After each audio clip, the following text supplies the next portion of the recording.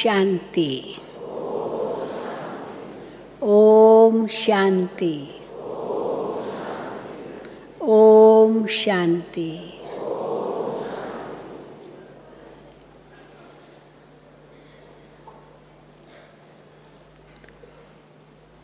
हमारा यह ब्राह्मण जीवन कितना श्रेष्ठ है। दुनिया में कहते हैं कि मानव जीवन श्रेष्ठ है, लेकिन हम कहते हैं कि मानव जीवन तो 84 जन्म लिए, पर सब मानव जीवन में यह मानव जीवन, ब्राह्मण जीवन सबसे श्रेष्ठ है। यही जीवन हीरे तुल्य जीवन है, देवताओं के जीवन से भी ऊंच है, क्योंकि इस संगम पर भगवान हमारे साथ है। भगवान की छत्र छाया है। आपने बहुत सुंदर क्लास आप सुनी, और जब स्वयं भगवान की हमें छत्र छाया है तो फिर किस बात का डर है। लेकिन कभी कभी हमारी स्थिति क्यों डावाडोल होती है, क्यों कभी कभी हम माया के वश होते हैं, क्यों कभी संशय में आ जाते हैं। अवश्य कुछ तो कारण होगा।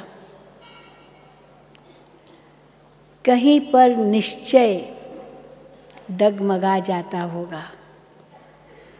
जैसे कोई व्यक्ति ठोस जमीन पर खड़ा है, पर कहीं कभी वो जमीन हिलने लगे तो कितना घबरा जाएगा। ये जमीन हिल कैसे रही है। तो आज का जो हमारा विषय है कि निश्चय की नींव को मजबूत कैसे बनाएं,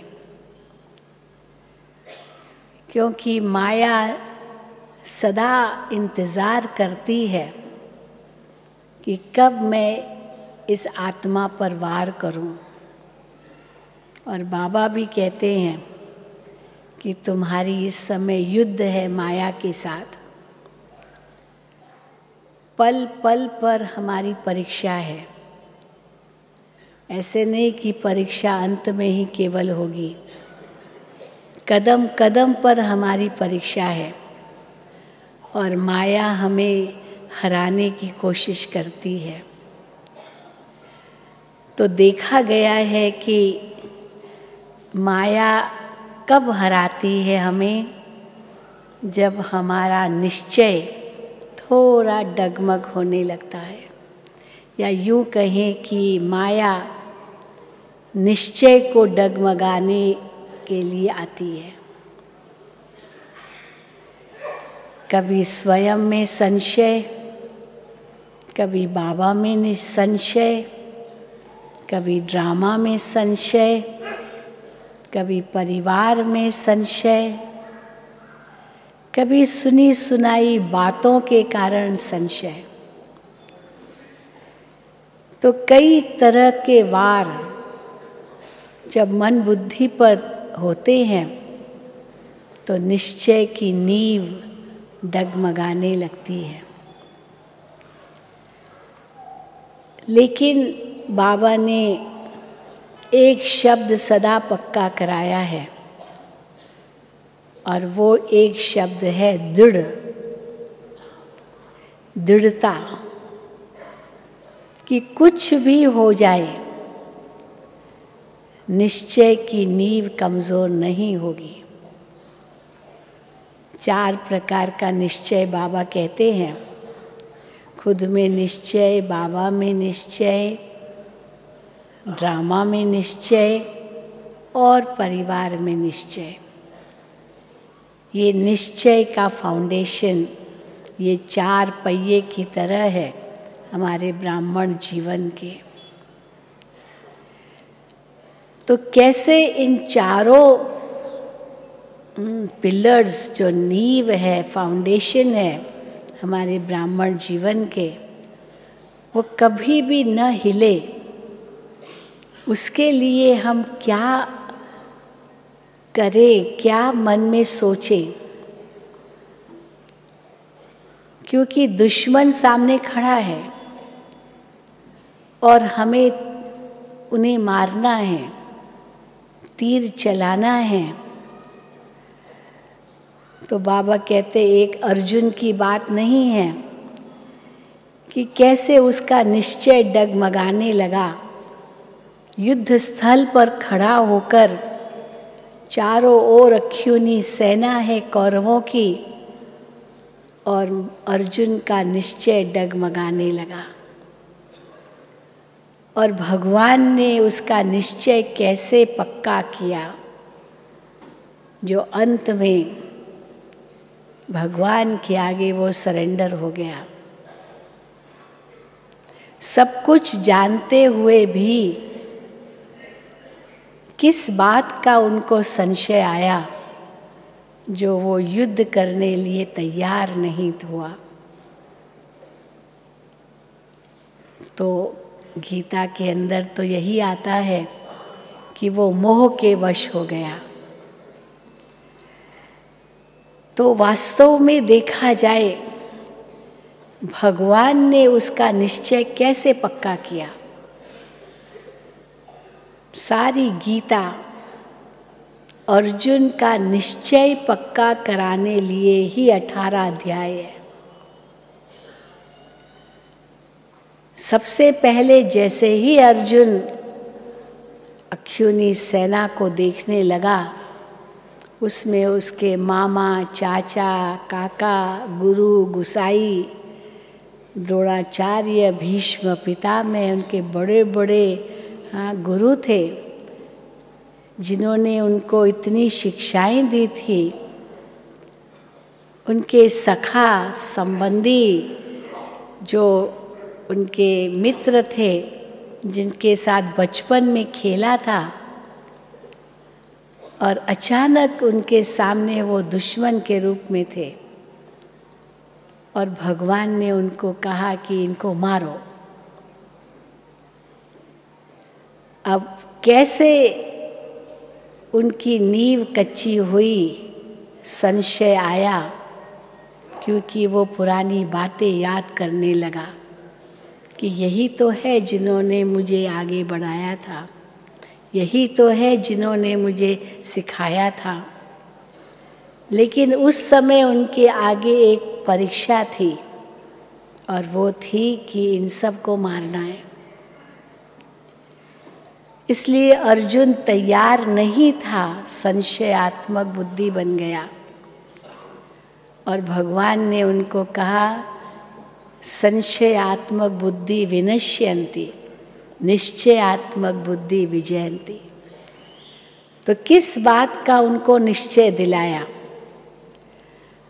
क्योंकि वो मोह के वश था, और ये उनको संशय था कि इन्होंने जो मुझे जितना दिया और मैं इनको मार डालूं।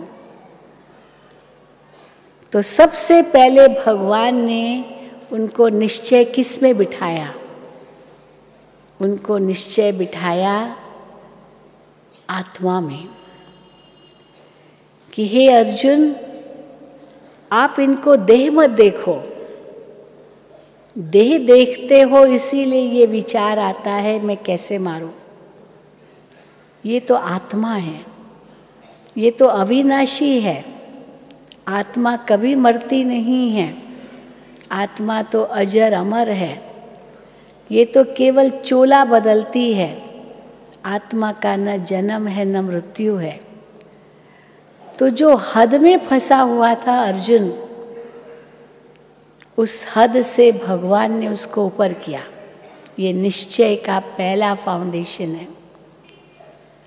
उस हद से पार किया कि जिनको तुम मामा, चाचा, काका, गुरु ये सब देख रहे हो, ये सब न देख, इनको केवल आत्मा देखो। और ये जितने भी रिश्ते हैं ये सब कर्मों का हिसाब किताब है, इसलिए इनको आत्मा देखेंगे और ये कभी मरने वाले नहीं हैं, तो आपको दुख नहीं होगा। क्योंकि किसकी मृत्यु होगी तो दुख होता है, लेकिन आत्मा को जब देखते हैं तो दुख नहीं होता है, क्योंकि आत्मा फिर कहीं न कहीं किसी न किसी रूप में कहाँ न कहाँ मिलेगी ज़रूर, क्योंकि ये तो सब अविनाशी है। तो जब हमें आत्मा का ज्ञान मिलता है तो हमारा निश्चय एक कदम बढ़ता है कि इस संसार में सब कुछ एक तरफ देखा जाए नश्वर है, सब कुछ नश्वर है, लेकिन आत्मा अविनाशी है। इसीलिए दूसरी तरफ देखा जाए सब कुछ अविनाशी है, कुछ भी नष्ट नहीं होता है। हाँ, ये ज़रूर है, इन आँखों से ओझल होगा, लेकिन नष्ट नहीं होता है। इसीलिए भगवान को कहना पड़ा, हम और आप पहले भी मिले, अब भी मिले, फिर भी मिलते रहेंगे। आत्मा के निश्चय से, परमात्मा के निश्चय से, ड्रामा के निश्चय से, ये सब कुछ जो कुछ भी आप देख रहे हो ये कुछ भी नष्ट नहीं होना है, सिर्फ ये दृश्य बदलनी है बस, और कुछ नहीं। फिर वापस यही दृश्य आना है 5000 साल के बाद। इसीलिए पहला निश्चय है कि इनको आत्मा देखो। तो संशय का पहला कारण ही है जब हम देह देखते हैं, और बाबा कहते हैं देह को देखना ही नहीं है। अगर देखना है तो आत्मा को देखना है, और कहाँ देखना है आत्मा को? केवल मस्तक पर देखना है। अभी बताया ना, केवल ज्योति को देखना है। और अगर उस ज्योति को देखने में कामयाब हुए तो आत्मा का निश्चय इतना पक्का हो जाएगा जो कभी मन में संशय नहीं उठेगा, न खुद के बारे में न दूसरे के बारे में। अभी कई बार हम दूसरों के बारे में संशय उठाते हैं इस हिसाब से, पता नहीं ये क्या करेगा, पता नहीं ये क्या करेगा। शंका, शंका, ऐसी शंकाएं मन में उत्पन्न होती है जिससे हमारा अपने प्रति भी निश्चय खत्म हो जाता, तो और दूसरे के प्रति भी निश्चय खत्म हो जाता। शंकाएं परिवार में भी हम देखते हैं, शंका या संशय एक ऐसा कीड़ा है जो एक जैसे एक कीड़ा होता है, सब वाइट एंड्स लकड़ी को खोखला बना देते हैं। तो संबंधों में खोखलापन क्यों आता है? क्योंकि संशय का कीड़ा उत्पन्न हो जाता है। ये ऐसे कर रहा है, ज़रूर इसका मतलब ये होगा, ये ऐसे क्यों कर रहा है, ये क्या हो रहा है, ये क्यों, क्या क्यों, कौन, कहाँ, कैसे, कब, ये इतने मन में प्रश्न उत्पन्न होते हैं जो संशय का कीड़ा उत्पन्न होकर के संबंधों को बिगाड़ देते हैं। लेकिन हम फिर भी उस संबंध को कैसे सुदृढ़ करें? हम उनको आत्मा देखें। और जब आत्मा देखना है, माना उनकी अच्छाइयों को देखना है। आत्मा देखना माना उनके गुणों को देखना है। आत्मा केवल देखने की बात नहीं है। चलो आत्मा एक ज्योति है, वो दिखाई भी नहीं देगी, लेकिन आत्मा को देखना माना उनके गुणों को देखना, कि हर आत्मा अपने मूल स्वभाव में ज्ञान स्वरूप, पवित्र स्वरूप, शांत स्वरूप, प्रेम स्वरूप, सुख स्वरूप, आनंद स्वरूप और शक्ति स्वरूप है। और हर आत्मा ऐसे है, ये नहीं कि कुछ है कुछ नहीं है। और मैं तो हूँ ही।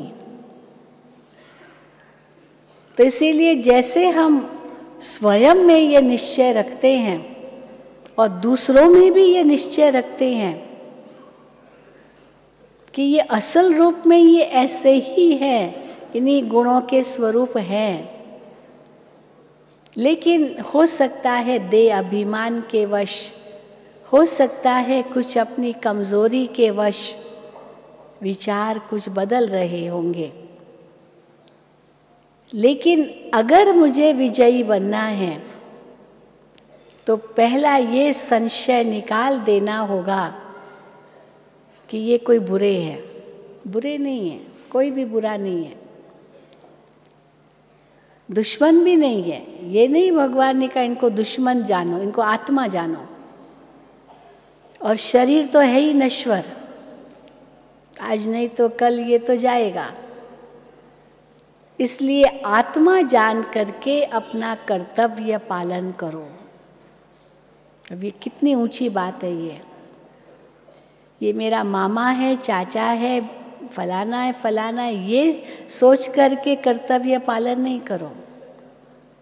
लेकिन ये आत्मा है और आत्मा रूप में मेरा भाई है, इस रूप से कर्तव्य पालन करो। और जो उसके प्रति संशय है वो मिटाओ, और संशय मिटाने के साथ साथ अपना कर्तव्य पालन करो, फिर आगे उनकी तकदीर। ये है निश्चयात्मक बुद्धि विजयंती।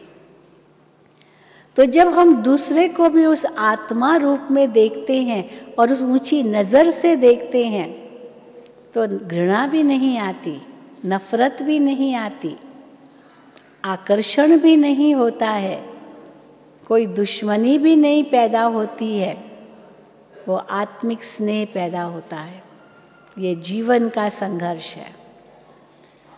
और एक बहुत बड़ी परीक्षा है कि वो व्यक्ति विरोध करे, वो व्यक्ति नफरत करे और हम उस समय उसको उसी ऊंची नज़र से देखें। एक बहुत बड़ी परीक्षा है, अग्नि परीक्षा है ये। लेकिन इस अग्नि परीक्षा से हमें पास होना है, ये भी निश्चय चाहिए, क्योंकि मैं कौन हूँ। तो फिर खुद में निश्चय।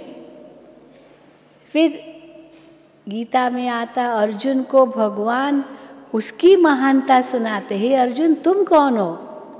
तुम क्षत्रिय हो, तुम योद्धा हो, तुम कभी हारने वाले नहीं हो। जो वचन दिया है उसका पालन करना होगा, ये क्षत्रिय की निशानी है। कहते हैं ना, धर्त परिये धर्म न छोड़िए। मर जाएंगे पर अपना वचन नहीं छोड़ेंगे। जो हमने प्रण किया है उसके लिए प्राण चले जाए पर प्रण न जाए। तो ये जो निश्चय है अपने लिए, आत्मा वो भी आत्मा है, मैं भी एक आत्मा हूँ, ये एक ऐसा निश्चय है कि मैं कितनी श्रेष्ठ आत्मा हूँ, कितनी ऊंची आत्मा हूँ, कितनी महान आत्मा हूँ। रोज़ बाबा मुरलियों में हमें कोई न कोई ऐसा टाइटल देते हैं जो हमारी महानता दर्शाता है। आज भी बाबा ने टाइटल दिया, महावीर हो। कौन हो सकता है महावीर? केवल एक हनुमान महावीर नहीं, बजरंग बली, हाँ वो महावीर नहीं, हम सब महावीर हैं। तो महावीर किसको कहा जाता है? जो निर्भय हो, जो उड़ सकता हो, जो हर परिस्थिति का सहज सामना कर सकता है। तो मैं वो महावीर हूँ, और जो संकल्प किया वो संकल्प पालन जरूर करूँगा, करूँगी। ये अंदर का दृढ़ संकल्प, ये प्रतिज्ञा जिसको दृढ़ करते हैं हम, ये वास्तव में बहुत बड़ा निश्चय है। तो जब ये निश्चय हमको पक्का हो जाता है कि जो भगवान ने हमें टाइटल्स दिए हैं वो कोई और के नहीं है, मेरे हैं। कई बार बाबा पूछते हैं, हाँ, ये किसके टाइटल है? केवल महारथियों के हैं क्या? आप कहेंगे मैं तो अभी आया हूँ, मैं तो नया हूँ, मुझे तो इतना ज्ञान भी नहीं है। बाकी महारथी जो 50 साल, 60 साल, 80 साल, उनका ही ये टाइटल होगा। लेकिन बाबा कहते नहीं, जिस समय निश्चय बैठा स्वयं में, बुद्धि श्रेष्ठ बनी, बुद्धि का स्विच ऑन हुआ, मैं कौन हूँ, आप महावीर बने। यहाँ हाँ, बिल्कुल। इसीलिए ये नहीं सोचना कि ये तो जो 80 साल पुराने दादियाँ वही है, या जो हमारे वरिष्ठ भाई बहन हैं वही है। हर एक है, क्योंकि बाबा के तो हम सब बच्चे हैं। और बच्चे केवल ये नहीं है कि इनको अधिकार है, मुझे अधिकार नहीं है। यहाँ तक बाबा कहते सारी कुर्सियाँ खाली है। मुझे याद है एक बार एक कोई विदेशी भाई था, बड़ा रमणीक था, तो अब ट्रांसलेशन करना था। उसने मुझे कहा मुझे दादी के पास ले जाओ, दादी प्रकाश मणि के पास, मुझे एक प्रश्न पूछना है उनसे। तो मैंने कहा क्या पूछना है? तो कहा नहीं, आप मुझे दादी से मिलाओ और मैं दादी से ही पूछूंगा। तो मैंने दादी से टाइम लिया और उनको ले गई मैं। तो दादी को कहता है, दादी जी मुझे पूरा विश्वास है कि आप सेकंड नारायण बनेगी।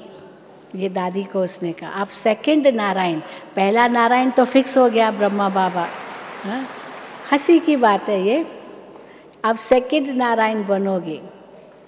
तो दादी उनको देखती रही, हाँ, ऐसे बहुत प्यार से देखती रही।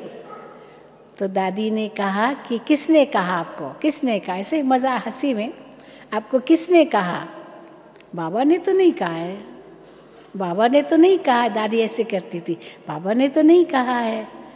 तो कहा नहीं दादी, मुझे विश्वास है आप सेकंड नारायण बनोगे। तो दादी ने उसको कह दिया, आप भी बन सकते हो, आप भी बन सकते हो। और जैसे ही दादी ने उसको कहा आप भी बन सकते हो, तो वो तो घबरा गया घबरा गया उसी समय। ऐसा बड़ा वरदान दादी मुझे दे रही है कि आप भी बन सकते हो। तो दादी ने कहा देखो सेकंड नारायण डिक्लेयर तो हुआ ही नहीं है। हुआ है डिक्लेयर, बाबा ने कहा है, किसी के लिए भी नहीं कहा है। डिक्लेयर तो कुछ हुआ ही नहीं है, तो आप भी क्यों नहीं बन सकते हो? सब कुर्सियाँ खाली है। वो म्यूज़िकल चेयर्स का खेल होता है ना, उसमें म्यूज़िक बजता रहता है और सब गोल गोल घूमते रहते हैं। अब म्यूज़िक बंद हुआ ही नहीं है, जो कुर्सी ले तो कुर्सियाँ सब खाली है, म्यूज़िक चल रहा है। और कब म्यूज़िक बंद होगा? वो तो अंत में ही होगा, जब कर्मातीत अवस्था होगी, जब परीक्षा की रिजल्ट आउट होगी, यही वही समय होगा। इसीलिए आप भी ले सकते हो। तो देखो, कहने का भाव है कि कोई भी सीट अभी भरी नहीं है दूसरी। भले लेट भी आए ना, ऐड होते जा सकते, ऐड होते जाते ना, लेट भी आए तो भी। जैसे गरबा खेलते हैं, अब कितना बड़ा सर्कल बनाते जाओ पहले छोटे सर्कल से शुरू होता है, फिर ऐड होते जाते बड़ा सर्कल बनता जाता है। कितना सुंदर वो रास मंडल तैयार हो जाता है। तो ये रास मंडल तैयार हो रहा है, संस्कारों का मिलन का रास मंडल ये तैयार होता जा रहा है, नए ऐड होते जा रहे हैं। और सबकी नज़र कुर्सी पर तो है ही, पर फिर भी बाबा कहते कोई राजा बनेगा, कोई प्रजा बनेगा। आज भी बाबा ने कहा कोई नौकर बनेगा, चाकर बनेगा, दास दासी, ये सब बन रहे हैं। इसीलिए ये कभी नहीं सोचे हम तो लेट आए। इसलिए बाबा जब मुरली चलाते हैं तो सबके लिए चलाते हैं, ऐसे नहीं कि महावीर इनको ही कहा, सब महावीर हैं। तो इतना अपने में निश्चय हो, और वो निश्चय अगर मजबूत है तो कोई भी हमें हिला नहीं सकता है। अंगद को कितना निश्चय था, रावण के पास गया और कहा कि श्री राम फिर से मुझे भेजा है। हाँ, पहले हनुमान को भेजा, फिर अंगद को भेजा, फिर से भेजा है कि आप सुलह कर लो, नहीं तो आप जीत नहीं सकोगे। पर रावण को उल्टा नशा था, अभिमान था। तो अंगद ने क्या किया, पैर जमा दिया। एक पैर कौन सा था, निश्चय का पैर, कि हिला तो सको आप मुझे ही नहीं हिला सकोगे तो राम को क्या हिलाओगे, अब हिला के तो देखो। और वो निश्चय का जो पैर था इतना मजबूत था कि रावण हिला नहीं सका। इस पर किसी ने एक जोक बनाया था, एक जोक, हंसी की बात है। तो जब ये अंगद वापस गया अपनी बैरक में जहाँ वो रहे पड़े थे, तो सब जो उसके साथी थे अंगद के, उन्होंने अंगद को चिढ़ाना शुरू कर दिया और कहना शुरू कर दिया, अरे अंगद तुमने तो कमाल कर दिया, ऐसा पैर जमाया जो रावण हिला नहीं सका, लेकिन अगर वो हिला लेता तो, जोक है, अगर वो हिला लेता तो अंगद ने बड़ा वंडरफुल जवाब दिया। उसने कहा उसमें मेरा क्या जाता, सीता तो राम की थी ना, मेरी थोड़ी थी। वो तो उसका काम है ना, उसका काम है ना, मैं तो अपना दूत बन के गया। अगर वो हिला देता तो उसमें मुझे क्या कमी होती, वो तो राम को होती ना, क्योंकि सीता को वापस करने की तो सारी बात है। तो कहने का तो इसीलिए तो सीता उसकी थी, इसीलिए ये राम का फर्ज बनता है कि इसमें मजबूती दे, यानी राम पर भी इतना विश्वास, तो जितना खुद पर विश्वास उतना ही राम पर भी विश्वास, यानी भगवान पर भी विश्वास। अभी ये है निश्चय की बात।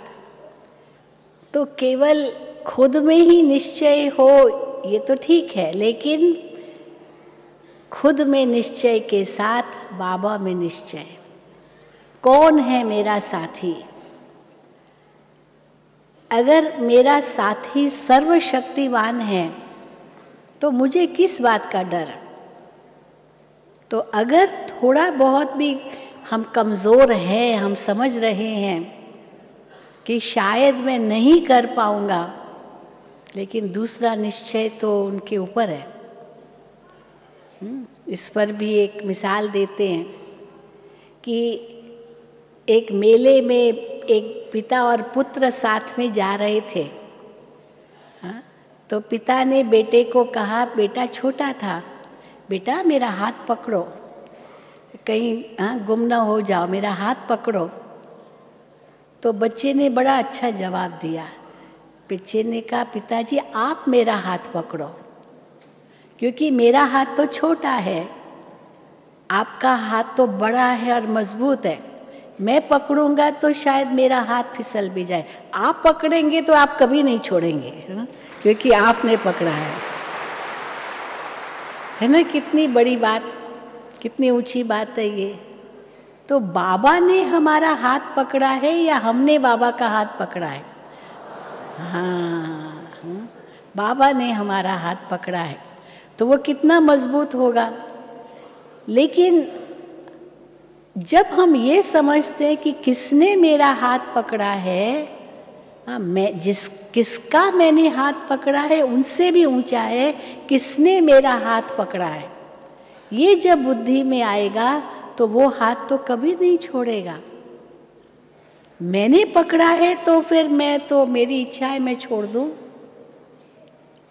तो निश्चय इतना ऊंचा है कि किसने मेरा हाथ पकड़ा है। आज भी बाबा ने मुरली में कहा, द्वापर युग से तो कितनी भक्ति की और भक्ति का फल भगवान मिला। भक्ति का ही फल है ना भगवान।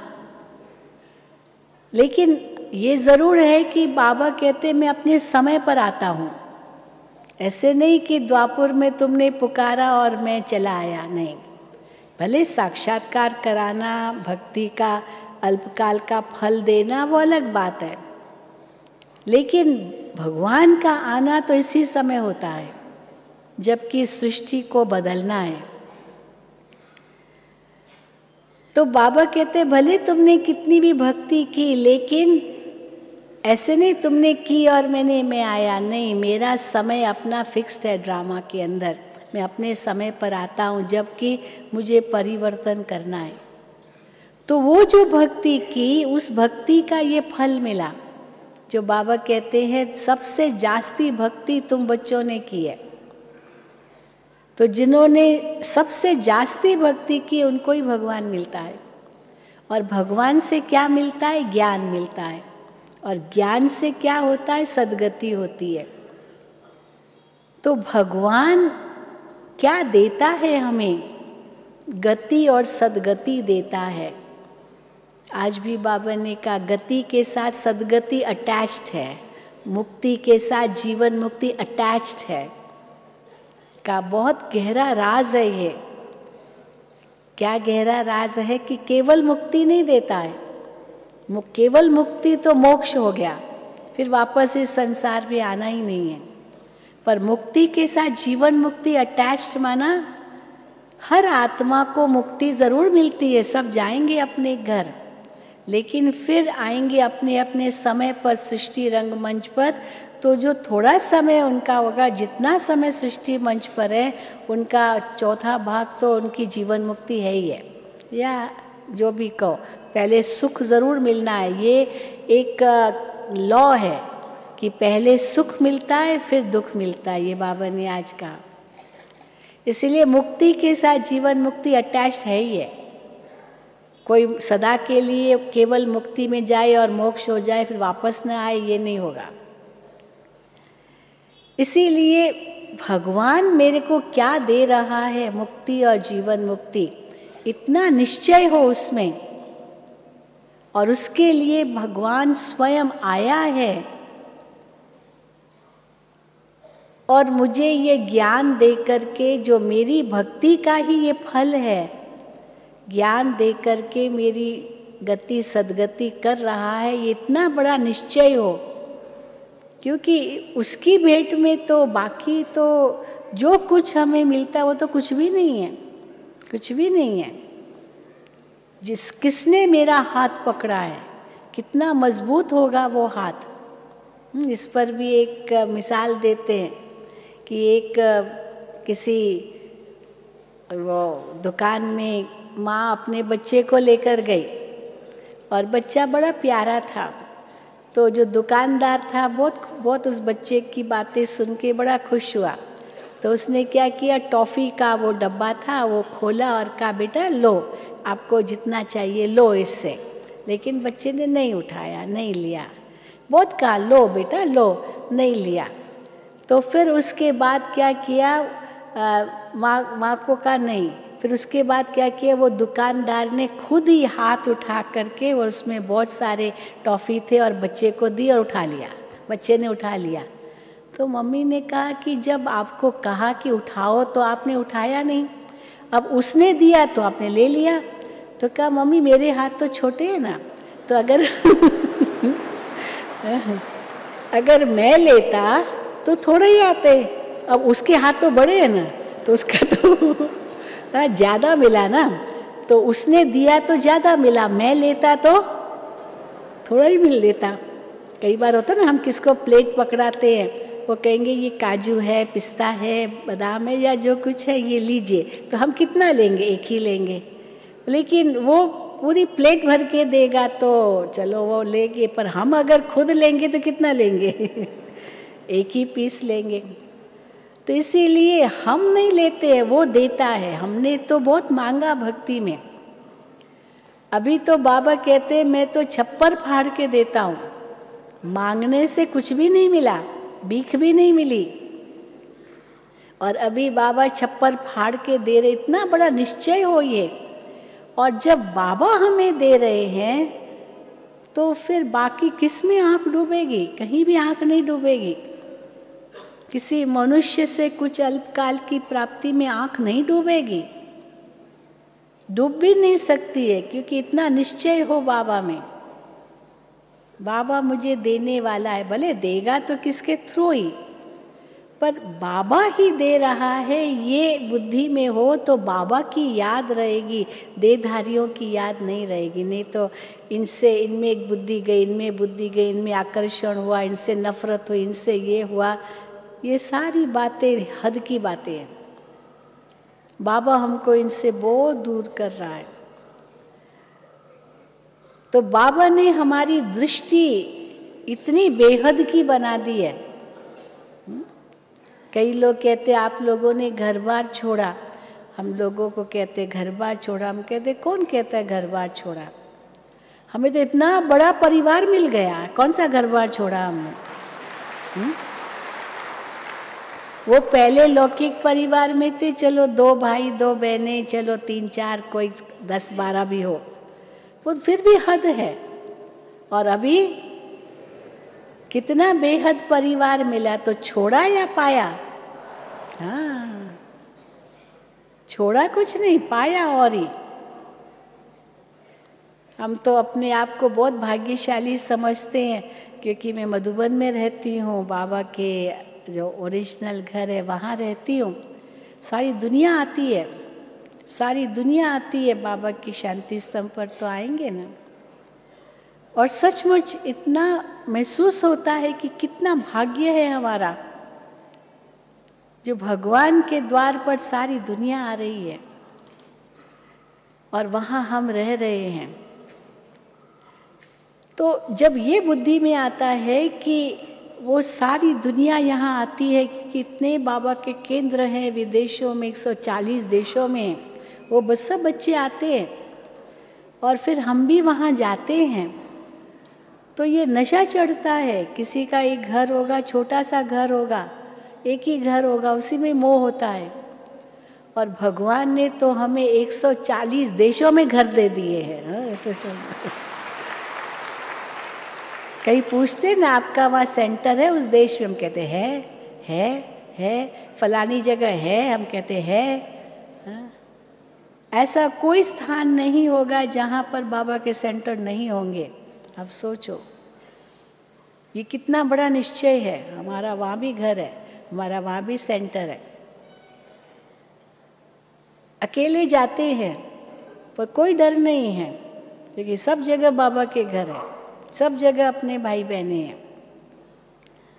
तो ये इतना बड़ा निश्चय, खुद में निश्चय और बाबा में निश्चय, ये निश्चय की नींव इतनी मजबूत हो जो कोई भी हिला न सके।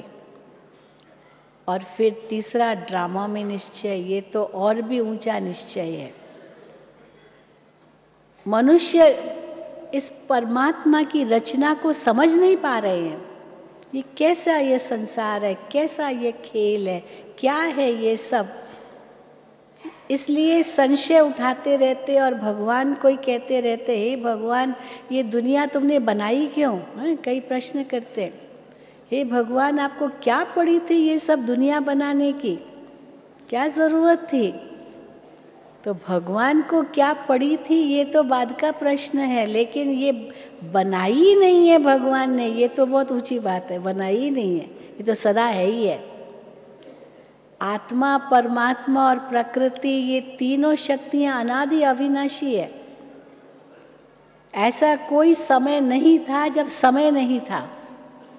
समय कहते हैं ना, समय हर समय होता है।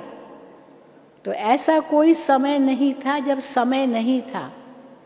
समय एक लकीर की तरह नहीं है, यहाँ से शुरू हुआ यहाँ पूरा होगा समय, लेकिन समय एक चक्र की तरह है। तो जब ये बुद्धि में आ जाता है कि समय एक चक्र की तरह है, जहाँ से शुरू हुआ वहाँ अंत हुआ, फिर शुरू हुआ, इसलिए न कोई शुरू है न कोई अंत है। चक्र में कोई अंत नहीं होता है, कोई आदि भी नहीं है, ट्रांजिशनल चेंज है। लेकिन जहाँ पर एक ट्रांसफॉर्मेशनल चेंज है, एक बड़ा चेंज है, तो हम कह सकते हैं अंत है और आद है, पर वो भी जुड़े हुए हैं। जैसे 24 घंटे का दिन रात है, फिर उसके बाद फिर PM के बाद AM शुरू हुआ। तो ये एक ऐसा सुंदर राज अपनी रचना का भगवान ने हमें बताया है, जिस राज को समझ करके कोई संशय मन में उठ ही नहीं सकता है। ऐसा क्यों हो रहा है, ये क्यों हो रहा है, ये क्यों हो रहा है, ये क्या हो रहा है, ये कैसे हो रहा है। इतना एक्यूरेट ड्रामा है ये, इनसे और अच्छा ड्रामा हो ही नहीं सकता है। क्योंकि ड्रामा में क्या चाहिए, हाँ हाँ ताली बजा अपने ड्रामा के लिए भी। कई बार होता है ना कि हम कोई पिक्चर देखने जाते होंगे, पहले तो देखी होगी बहुत, इतना अच्छा उनका वो जो कहानी, इतना सुंदर, इसमें सारे प्लॉट, सारे सब कुछ ऐसे राज भरे हुए, और कैसे खुलते गए, इतना बढ़िया, जो इनसे और अच्छी फिल्म हो ही नहीं सकती है। ऐसे कई बार होता है, हिट जाती है वो फिल्म। तो इस ड्रामा से और सुंदर कोई और अच्छा बन जाए, ये हो ही नहीं सकता है। क्यों? क्योंकि 4 बातें हैं इसमें जो सदा हमें ड्रामा में, निश्चय में याद रखनी है। जिसको पहली बात कहेंगे कि यह ड्रामा कल्याणकारी है। हर दृश्य में कल्याण है, चाहे दिखाई देता है उस समय अकल्याण, क्योंकि भविष्य तो पता नहीं है ना, इसीलिए अकल्याण दिखाई देता हो, लेकिन उसके पीछे कल्याण छिपा हुआ है, ये पहला निश्चय चाहिए ड्रामा के अंदर। तो कल्याणकारी है, कुछ भी अकल्याणकारी एक भी दृश्य नहीं है। राज जरूर है, पता नहीं है क्या कल्याण छिपा हुआ है, लेकिन अकल्याण नहीं है, ये इतना निश्चय हो। और दूसरा, इतना ही वो ऐसा ड्रामा है जो कोई नई बात नहीं है, नथिंग न्यू जिसको बाबा कहते हैं, नथिंग न्यू, कुछ भी नया नहीं है। क्योंकि नया कहेंगे तो आश्चर्य होगा, प्रश्न होगा, और नया नहीं है, अनगिनत बार बजाया है, तो न प्रश्न उठेगा न आश्चर्य होगा। और कल्याणकारी है ये सोचा तो कभी दुख भी नहीं होगा, क्योंकि कल्याणकारी है। अकल्याणकारी है तो दुख होगा। जब पता है कल्याणकारी है तो दुख भी नहीं होगा। पता है कल्याणकारी है तो डर भी नहीं लगेगा, तो न प्रश्न उठेगा, न आश्चर्य होगा, न कोई डर होगा, न कोई चिंता होगी, न कोई प्रकार का और सोच चलेगा, क्योंकि कल्याणकारी है।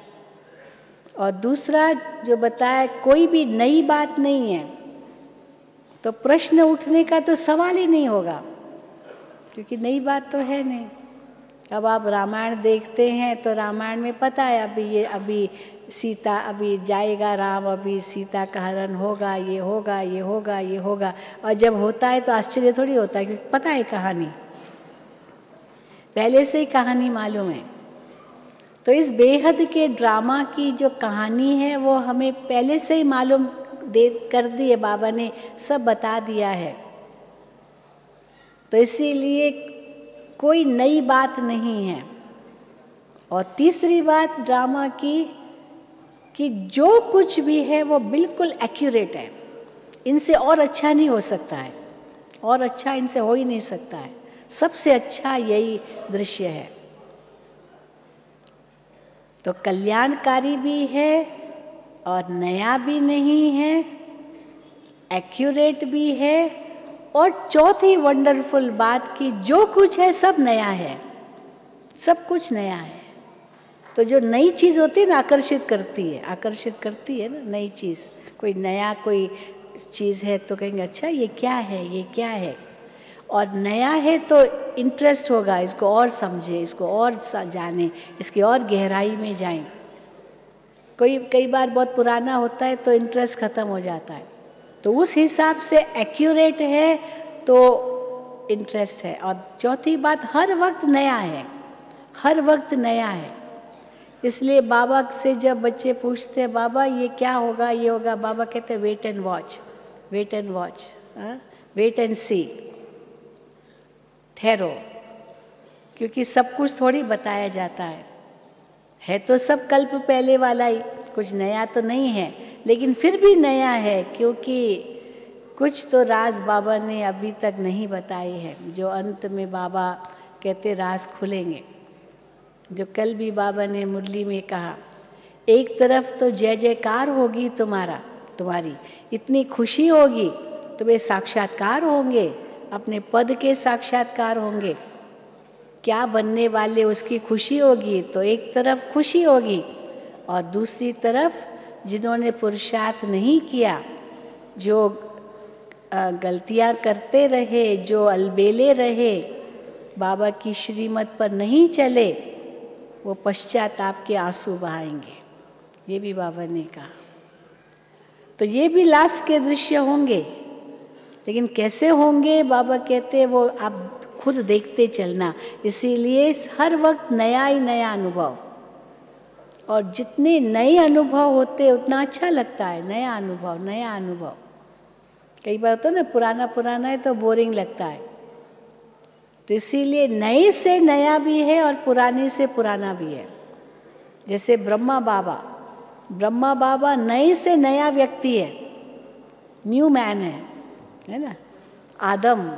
आदम पहला व्यक्ति, आदम ब्रह्मा, जगत पिता।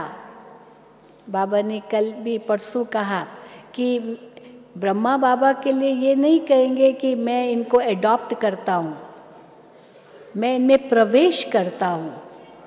एक है प्रवेश करना, दूसरा है एडॉप्ट करना।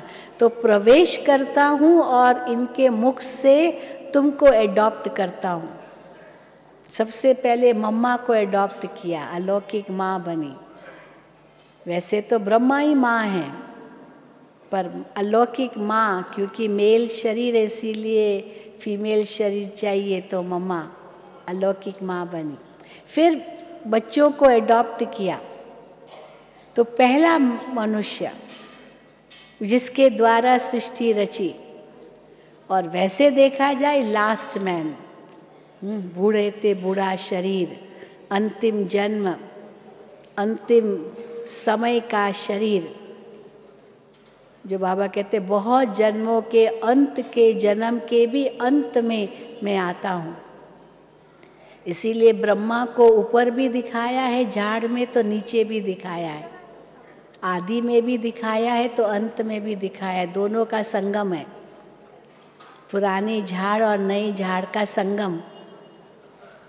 तो ये संगम सिद्ध करता है कि कुछ भी नया नहीं है और सब कुछ नया है। ऐसा वंडरफुल है, ऐसी वंडरफुल भगवान की रचना है ये। तो जब ये रचना को हम इस रूप से समझने लगते हैं, तब महसूस होता है, हाँ कहते ना ईश्वर के लिए कहते, ईश्वर तुम्हारी गत मत तू ही जान। ईश्वर की गत मत समझना मनुष्य के वश की बात नहीं है। तो क्या है गत मत? भगवान कहते मैं ही आकर के मत देता हूँ कि कैसे मैं गति सदगति करता हूँ। तो भगवान आकर के मत देते हैं, अभी वो मत दे रहे हैं। तो इसलिए ड्रामा को भी हम ऐसे एक्यूरेट समझें, नथिंग न्यू का भी पार्ट हो और सब कुछ नया, सब कुछ नया। और नया है तो और ही इंटरेस्ट बढ़ता रहेगा, और आगे देखिए और आगे देखिए और आगे देखिए, और सब कल्याणकारी है। तो साक्षी दृष्टा भी हो सकते हैं और न्यारे प्यारे भी हो सकते हैं। और ये है ड्रामा में अटल निश्चय। लेकिन ड्रामा को उल्टा नहीं लेना है। कई पूछते ना कि बाबा बताते मुरली में, कोई पूछते हैं पहले पुरुषार्थ या पहले प्रारब्ध, पहले कर्म या पहले भाग्य। वास्तव में कर्म को पहले कहेंगे। ये भी ड्रामा के अंदर निश्चित है। पहले कर्म फिर भाग्य, ये नहीं भाग्य फिर कर्म, जो भाग्य में होगा वो होगा, ये नहीं। पहले कर्म को महत्व देना है, फिर भाग्य को महत्व देना है, क्योंकि कर्म अनुसार ही भाग्य बनता है। तो जब बुद्धि में इस प्रकार से हम ड्रामा को समझने लगते हैं तो हम बहुत शांत रह सकते हैं, इस खेल को देखते रहेंगे और उसमें फंसेंगे भी नहीं, क्योंकि फंस गए तो फिर न्यारा प्यारा बनना मुश्किल हो जाता है। तो फंसना भी नहीं है, अटकना भी नहीं है, और फंसने के साथ साथ दूसरा क्या होता है, छोड़ना भी नहीं है, छोड़ना भी नहीं है। बाबा कहते तुम सन्यासी थोड़ी हो, तुम घर बार छोड़ के थोड़ी कोई यहाँ बैठे हो। ऐसे तो नहीं है कि यहाँ जो बहनें आती है वो कोई घर में नहीं जाती है। कई लोग समझते हैं, पूछते हैं हम लोगों से, आप लोग घर जाते हो? हम कहते क्यों नहीं जाते हैं, कोई रोका हुआ थोड़ी है, वो भी आते हैं, हम भी जाते हैं, वो भी अलौकिक परिवार बन गया है, क्यों नहीं जाएंगे। हम कोई जेल खाने में थोड़ी बैठे हैं या तो स्वतंत्र है, हाँ क्यों नहीं है, मना तो है नहीं। और ही बाबा कहते चैरिटी बिगिंस एट होम, अपने घर वालों की सेवा सबसे पहले करो। घर वाले की सेवा होगी तो और ही सर्विस होगी। ये नहीं छोड़ के हम यहाँ आकर के कैद में बैठ गए हैं, नहीं, यहाँ तो और ही विश्व की सेवा कर रहे हैं। तो जब ड्रामा में इतना हमें निश्चय हो जाता है, खुद में निश्चय, बाबा में निश्चय, तो परिवार में निश्चय रखना कोई बड़ी बात नहीं है, बहुत सहज है। क्योंकि परिवार में एक बात सदा हमें याद रखनी होगी कि हर एक का पार्ट अपना अपना है। बस ये अगर पक्का हो जाए ना बुद्धि में कि हर एक का पार्ट अपना अपना है, तो कभी भी किसी के बारे में प्रश्न नहीं उठेंगे, ये क्यों कर रहा है, ये क्या कर रहा है, कैसे कर रहा है, इसको ऐसे नहीं करना चाहिए, उसका इसी समय ऐसा ही पार्ट है। तो जैसे ड्रामा के ज्ञान से हम साक्षी दृष्टा होकर चल सकते हैं, इसी प्रकार परिवार को देखते भी साक्षी दृष्टा होकर चल सकते हैं। चलो कोई कहे कि मैं उसको रिस्पेक्ट नहीं दे सकता हूँ, उसका ऐसा व्यवहार है, मैं उसको सम्मान कैसे दूँ। सम्मान तो उनको दिया जाता है जो जिसमें कुछ गुण हो, उसमें तो गुण ही नहीं है। तो चलो सम्मान मत दो, रिस्पेक्ट मत दो, लेकिन कम से कम उसको एक्सेप्ट तो करो ना, वो आपके ही परिवार का ही है, वो कोई गैर नहीं है, आपके ही परिवार का है। ये अलौकिक परिवार ही है, चाहे लौकिक परिवार भी है, उनका यही पार्ट है। रिस्पेक्ट न दो पर एक्सेप्ट तो करो, स्वीकार तो करो कि हाँ ये इसका ये पार्ट है। और बाबा भी कहते हैं कि हर एक का पार्ट अपना अपना है, और राजधानी स्थापन हो रही है। ये तो हो नहीं सकता कि दो व्यक्ति एक गद्दी पर बैठे, एक ही राजा बैठेगा ना गद्दी पर, सिंहासन पर, दो थोड़ी एक सिंहासन पर बैठ सकेंगे। कोई भी रेस होती है, उस रेस में जो अंत होता है ना, उसमें फोटो फिनिश होती है, फोटो फिनिश, वो लास्ट का जो दृश्य, बस कौन किसका पैर आगे आया, किसका हाथ आगे आया, वो उस पर भी निर्भर होता है। एक सेकंड का ही अंतर वो पड़ गया तो फर्स्ट और सेकंड आ गया, थोड़ा भी 0.0001 उतना भी अंतर आ गया तो फर्स्ट सेकंड में आ जाएगा, फर्क पड़ जाएगा। तो इसीलिए बाबा कहते हैं जबकि है ही हर एक का पार्ट अपना अपना, तो संशय उठाने की तो कोई बात ही नहीं है। तो बाबा आकर के, बाबा कहते हैं मैं इस समय आकर के राजाई भी स्थापन करता हूँ, तो सत धर्म भी स्थापन करता हूँ। जो सत धर्म जो विनाशी था, जो खत्म हो गया था, प्राय लोप हो गया था, वो मैं आकर के अभी स्थापन कर रहा हूँ। तो हम उसी देवी देवता धर्म के हैं, पर पहले ब्राह्मण हैं। और ब्राह्मण माना ये 4 फाउंडेशन हमारे इतने मजबूत हो तो कोई दुनिया की शक्ति नहीं जो हमको हिला सके।